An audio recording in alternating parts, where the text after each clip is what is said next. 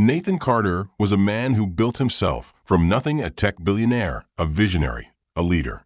But none of that mattered when he stepped onto Orion Air Flight 217, because to them, he was just another passenger who didn't belong. A flight attendant's quiet smirk, a supervisor's dismissive glance, a stolen first-class seat. It was a moment Nathan had seen before, but this time, he wasn't just going to walk away. By the time the plane landed, he wouldn't just reclaim his seat. He would own the entire airline. But power comes with enemies. And as Nathan makes his boldest move yet, not everyone is ready to see him take control. Betrayal, corporate warfare, and one final checkmate. This is the story of how a single moment of discrimination turned into an empire. Where are you watching from? Drop your country in the comments below. And if you love stories of justice, power, and unexpected revenge, hit that subscribe button so you never miss what's coming next. Nathan Carter stepped onto Flight 217 with the quiet confidence of a man who had built his empire from nothing.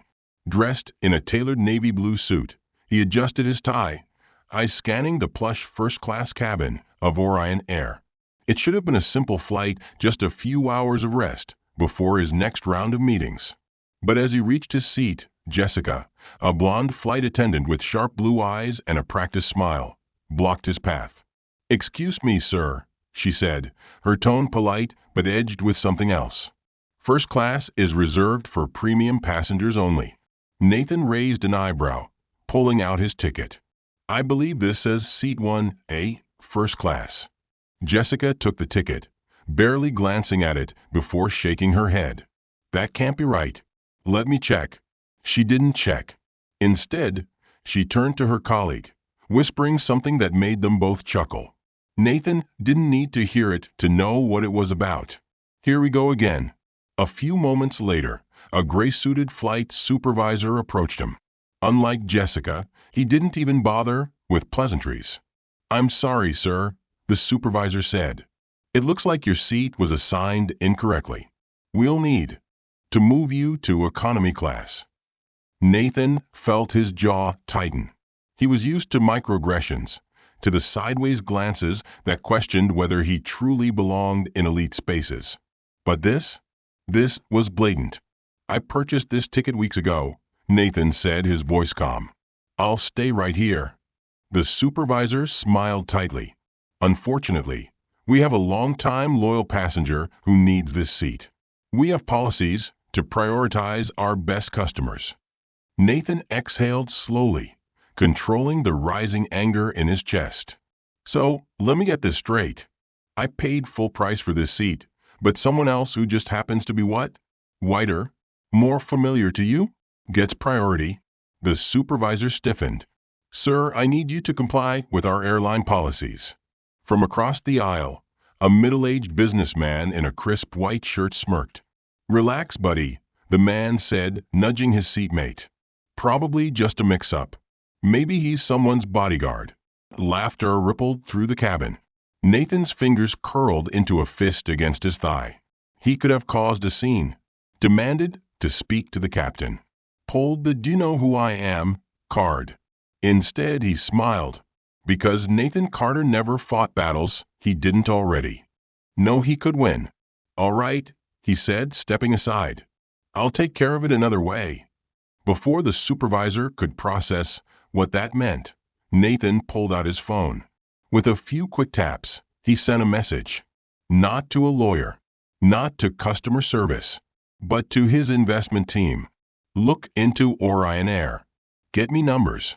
I want to know how much it would cost to buy them out." Jessica was still smirking when Nathan made his way toward economy class. She had no idea she had just made the biggest mistake of her career. And by the time the plane landed, she wouldn't be smirking anymore. Nathan settled into his cramped economy seat, his long legs barely fitting in the tight space. Around him, passengers were still sneaking glances, some with curiosity, others with barely concealed amusement. To them, he was just another man who had been put in his place.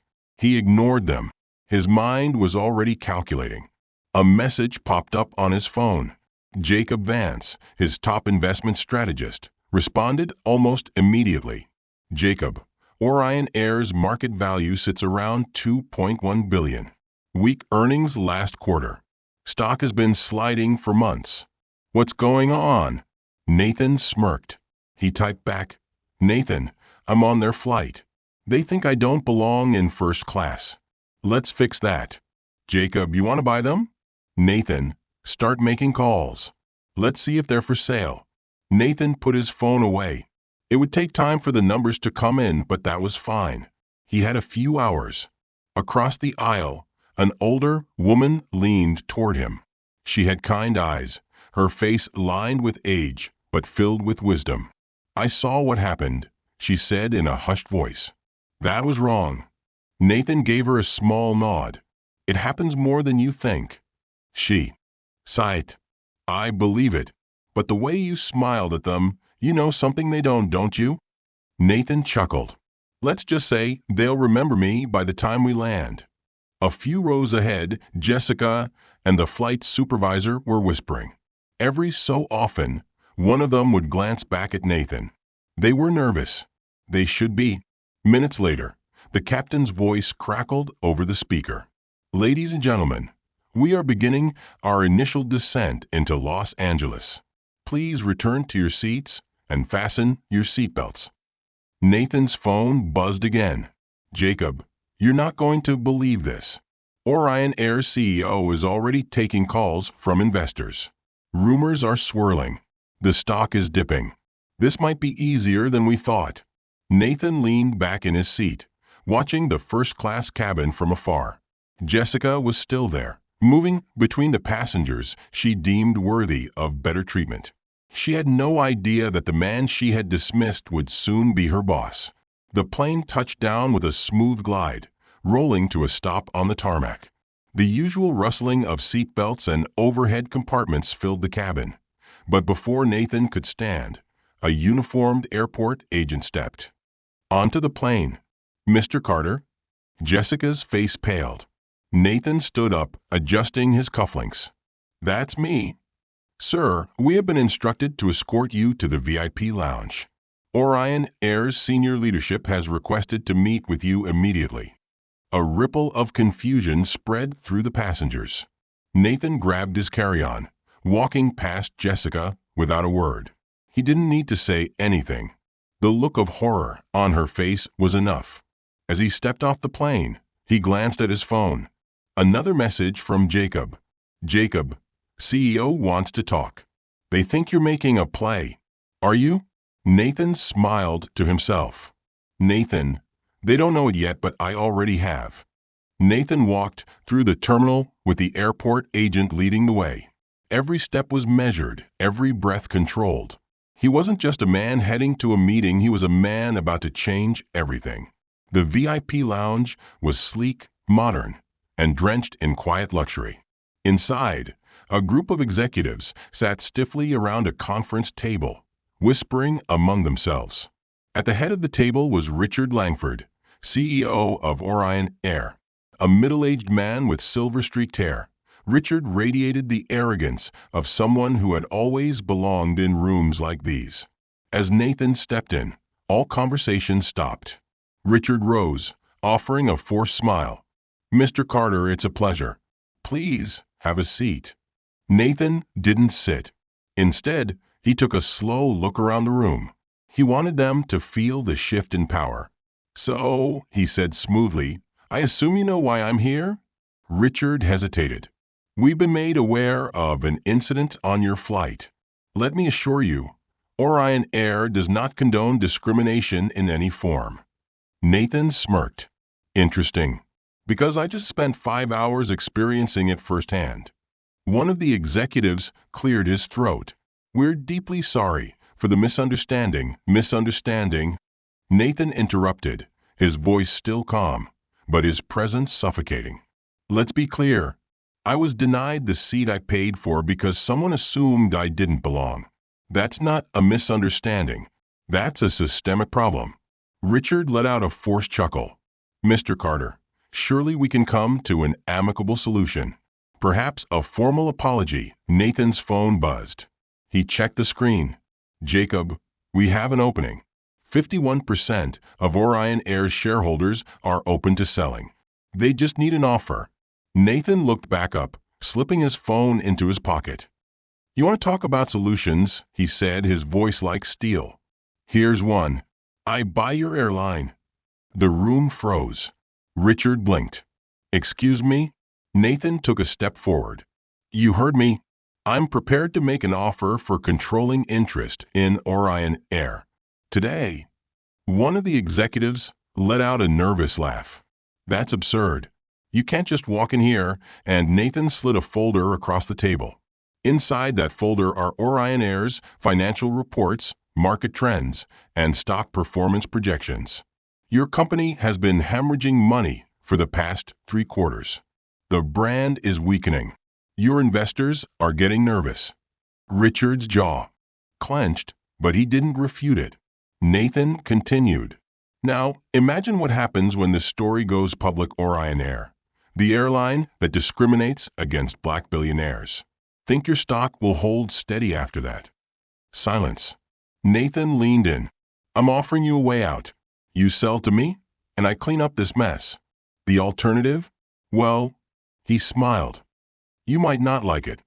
The executives glanced at each other. They knew he had them cornered. Richard exhaled slowly. And what happens if we accept? Nathan folded his arms. I take over. New leadership. New policies. And, of course, he turned to one of the executives. That flight attendant, Jessica? Gone. And anyone else who thinks like her. A long silence stretched between them. Finally, Richard nodded. We'll need to talk to our board. Nathan picked up his phone, already dialing. Do that. But move fast. Because my offer, it expires in an hour. As he walked out, he didn't look back. He didn't need to. The tables had already turned. Nathan strode out of the VIP lounge, with his phone pressed to his ear. The Orion Air executives had no idea what had just hit them, but they would soon. Jacob, where are we? His investment strategist didn't waste time. We've got movement. 2 major shareholders are willing to sell immediately. That's 27% of the company right there. If we secure another 24%, we gain full control. Nathan smirked. And the board?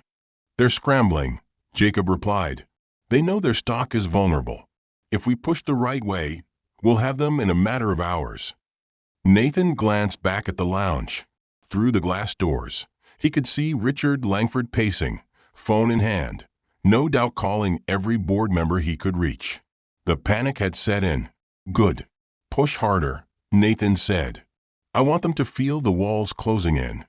Richard slammed his phone onto the table. This is a nightmare. One of the executives leaned in, voice low. What do we do? We stall, Richard snapped. Carter is trying to pressure us into a rushed sale. If we hold out and knock at the door, cut him off. A young assistant peeked in, looking nervous. Sir, CNBC just picked up the story. The executives froze. What?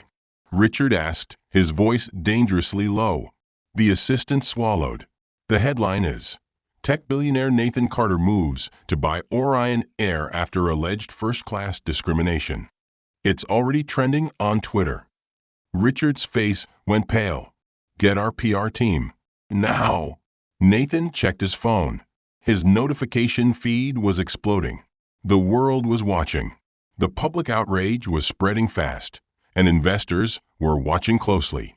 If Orion Air didn't act soon, they wouldn't just lose control, they'd lose everything. A call came in. It was Richard. Nathan let it ring twice before answering. Mr. Langford, he said smoothly. I assume you've seen the news? Richard's voice was tight. We're willing to negotiate. Nathan chuckled. That's interesting. An hour ago, you were dismissing me. A pause. Then, come back to the lounge. Let's talk. Nathan exchanged a glance with his assistant, then started walking. Checkmate. Back in the VIP lounge, Nathan walked in like he already owned the place. The executives looked tense, their confidence from earlier now shaken. Richard sighed, rubbing his temple. Mr. Carter, let's be reasonable. A full buyout. Nathan raised a hand. No more stalling. Here's what's going to happen. He pulled out a new folder. This one contained the finalized acquisition terms. I'm offering a fair price for majority control, Nathan said. That means new leadership, new policies, and a complete overhaul of Orion Air's culture. Richard's expression darkened. And if we refuse? Nathan leaned forward, lowering his voice just enough to make it lethal. Then tomorrow morning, every major news outlet runs with the headline, Orion Air refuses to address discrimination claims. Investors panic, stock tanks, and in less than a week, you're looking at a hostile takeover instead of a clean deal. Silence. Richard clenched his jaw. He knew Nathan wasn't bluffing. One of the executives, an older man with graying hair, broke first. If we accept what happens to us? Nathan didn't hesitate. Those willing to adapt stay.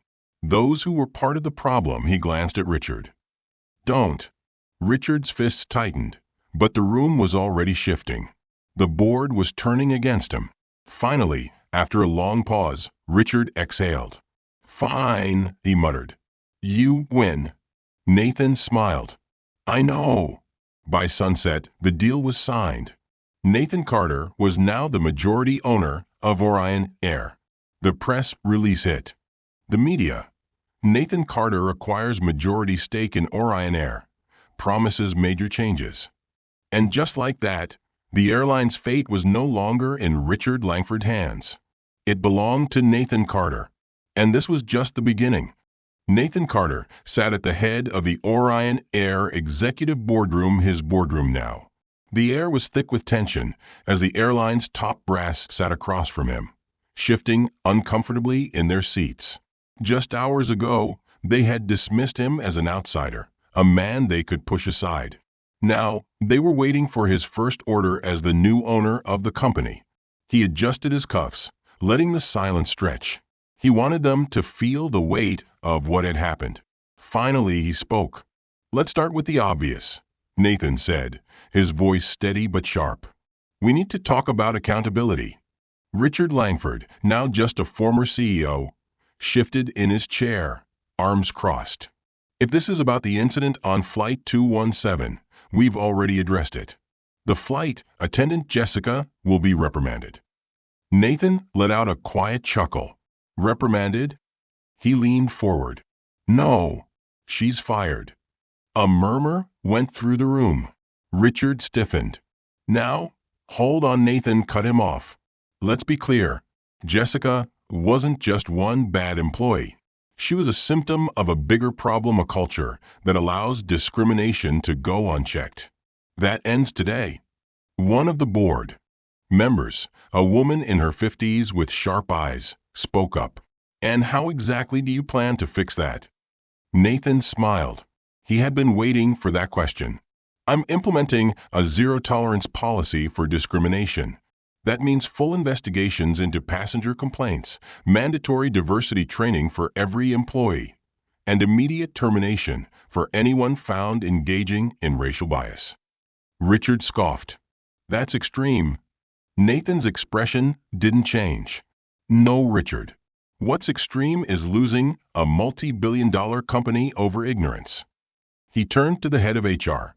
Jessica and the flight supervisor who enabled her both are gone. Effective immediately. The HR executive nodded, making a note. Next, Nathan continued, we're restructuring leadership. Richard's face turned red. I built this company from the ground up. You can't just, Nathan cut him off again. You ran this company into the ground. That's why it was so easy for me to take it from you. Richard slammed a hand on the table. You can't do this. Nathan leaned back, completely unfazed. I can. And I just did. Richard opened his mouth to argue, but another board member, a man in his 60s who had been silent until now, spoke up. Nathan owns 51% of the company, Richard. He exhaled. He has the authority to remove you. Richard froze.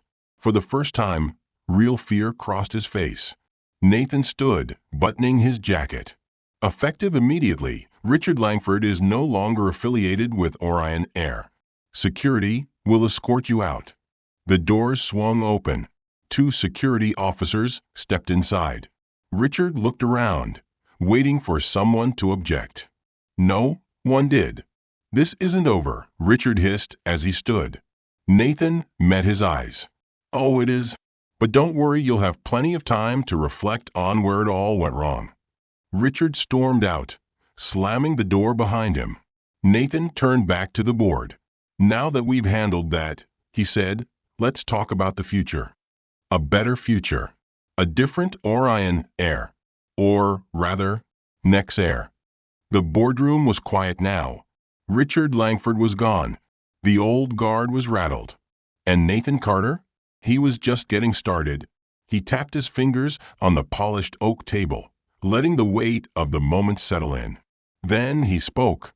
This company is no longer Orion Air, Nathan said, his voice calm but firm.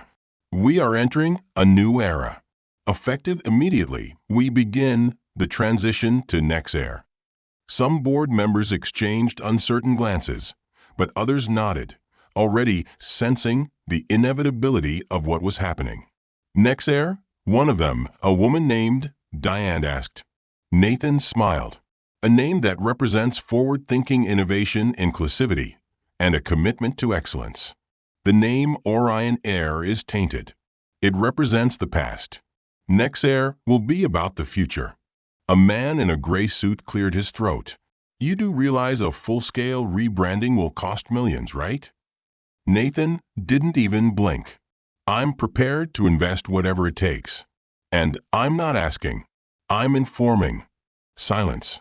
Marketing will begin rolling out the new branding immediately, Nathan continued. New uniforms, new policies, new culture. We're making it clear to the world that Nexair is not just a rebranded airline, it's a redefined experience. A young executive leaned forward. You're betting everything on a name change? Nathan shook his head. Not just a name change. A complete transformation. New leadership, better service, and most importantly, a commitment to equity and respect for all passengers. He stood, pacing the room. From today, every single Nexair employee will go through mandatory inclusivity and diversity training. Every single one. A few of the older executives shifted uncomfortably. Nathan took note. There will also be a passenger feedback system that ensures no customer feels unheard, he continued. Any discrimination complaints will be reviewed immediately. No more misunderstandings. No more oversights. A middle-aged man in a navy suit frowned. That's a bold strategy. You're making diversity and inclusion a core focus of the business.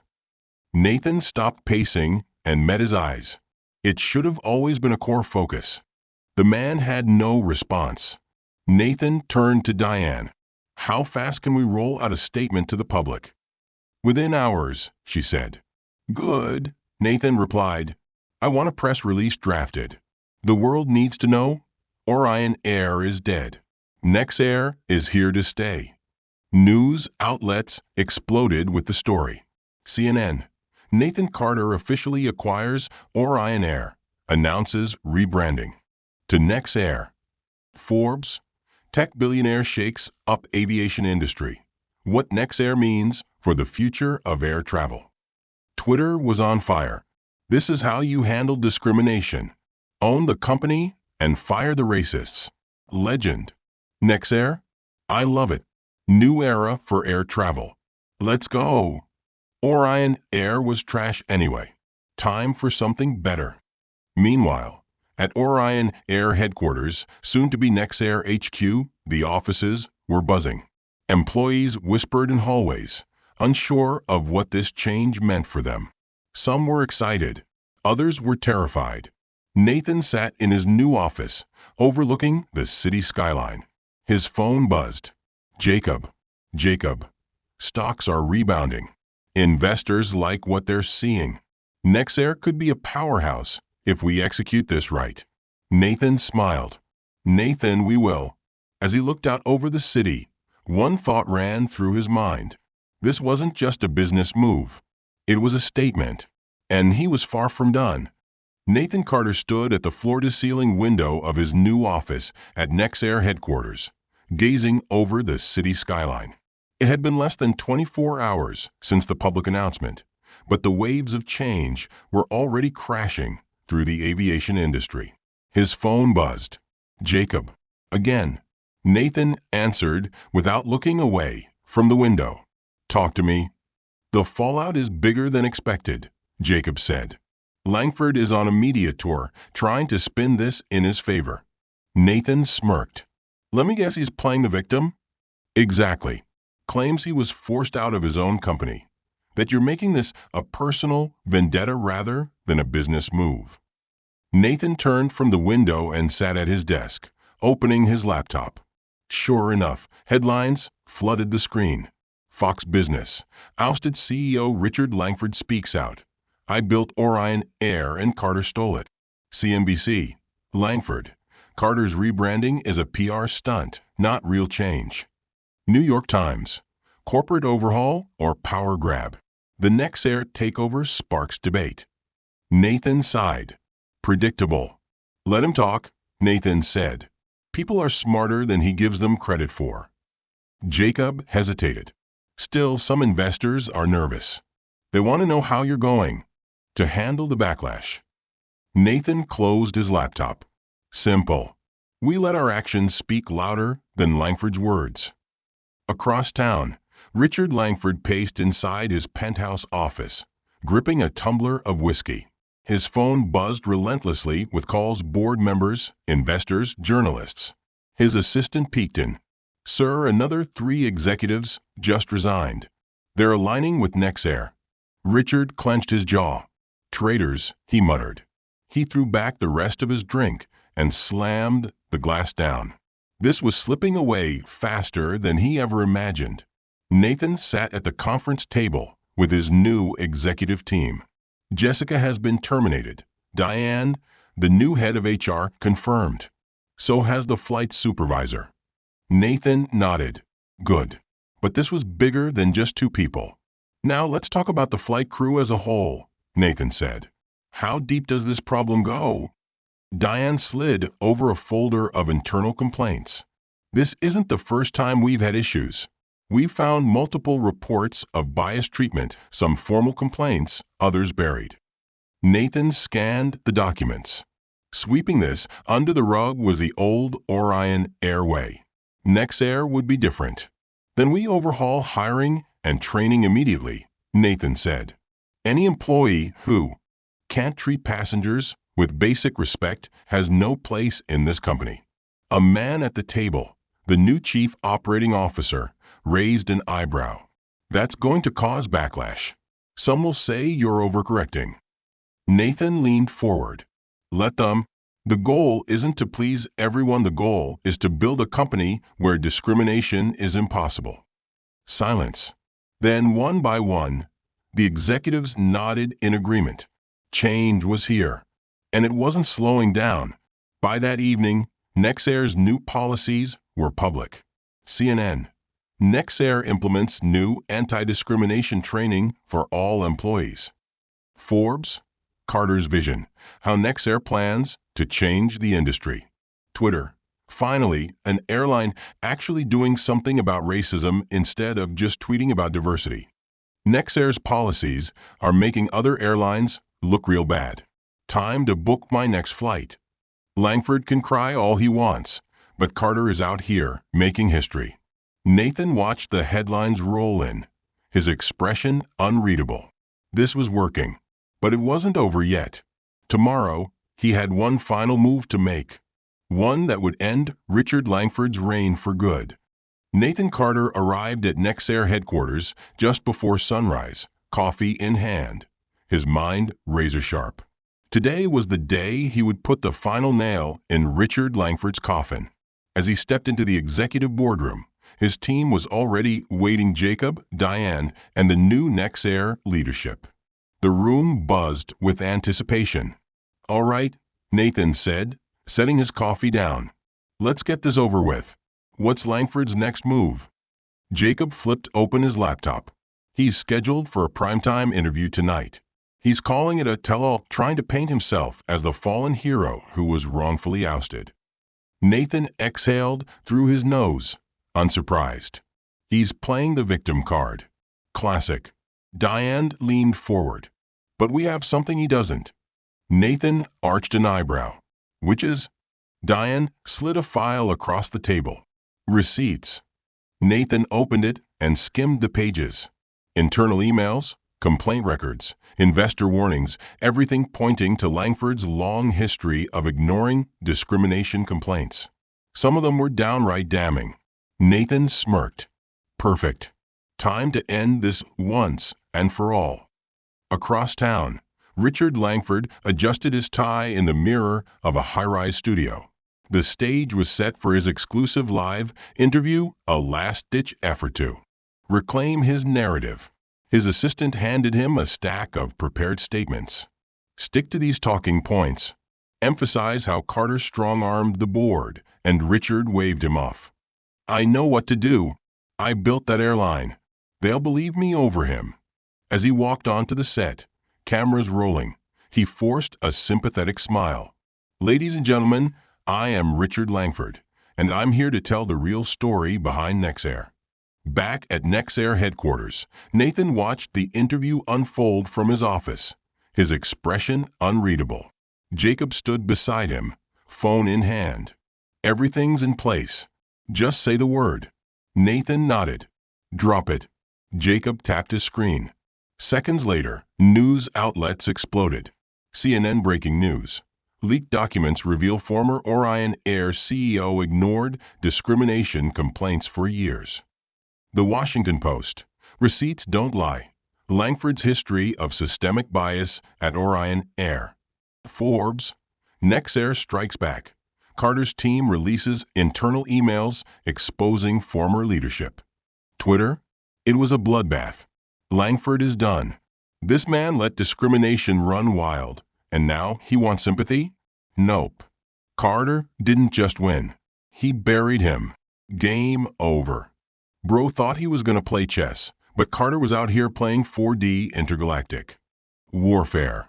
Richard's live interview took a disastrous turn. As reporters handed him copies of the leaked documents, his face drained of color. Mr. Langford, one journalist asked, these emails show that you were personally aware of multiple complaints of racial discrimination. Why didn't you take action? Richard stammered. I wasn't directly. Another journalist cut in. If these claims were false, why did investors abandon Orion Air the moment Carter made his offer? Richard's lips pressed into a thin line. He had no answer. Millions watched as the former CEO fell apart on live television. Jacob turned to Nathan, grinning. Langford is finished. Nathan took a slow sip of his coffee, then smiled. Checkmate. The morning after Richard Langford's disastrous interview, the world had already moved on. His name was trending for all the wrong reasons. The stock market had responded swiftly. Nexair's shares were surging, while Langford's reputation was plummeting. Nathan Carter sat in his office, watching the fallout unfold. Emails poured in support from civil rights organizations, praise from business leaders, and even interest from other major airlines looking to partner with the man who had just rewritten the rules of corporate power. Jacob strolled in, phone in hand. Langford just resigned from the board of every company he was on. He smirked. He's radioactive now. No one wants his name attached to their brand. Nathan nodded, but he wasn't celebrating. Not yet. This was never about Langford, he said. It's about what happens next. Jacob sat across from him, intrigued. You already won. What else is there to do? Nathan leaned back in his chair, folding his hands. Winning the battle is easy. Changing the industry? That's the real challenge. By midday, Nathan stood in the sleek, modern conference hall of Nexair HQ. Hundreds of employees gathered, flight attendants, pilots, corporate staff, all waiting for their new leader to address them. Nathan stepped onto the stage, gripping the microphone. I won't waste your time, he began, scanning the crowd. By now you've seen the headlines. You've watched the news. You know what happened. But here's what matters now: what we do next. The room was silent. Everyone was listening. Nexair is not just a new name, Nathan continued. It's a new standard. We will set the bar for excellence, not just in service, but in how we treat people.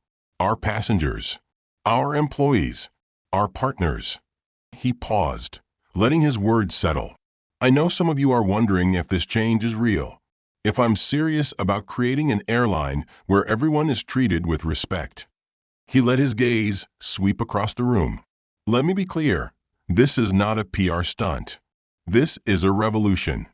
A few murmurs spread through the crowd, some nods, some skeptical glances. Good. He wanted them to feel the weight of what was happening. Nathan held up a document. This is our new employee charter. It outlines the zero-tolerance policy for discrimination, the new leadership structure, and a reporting system that guarantees every voice is heard. Then he looked directly at the employees. If you're here to uphold those values, to be part of something better, you have my full support. He let that sink in.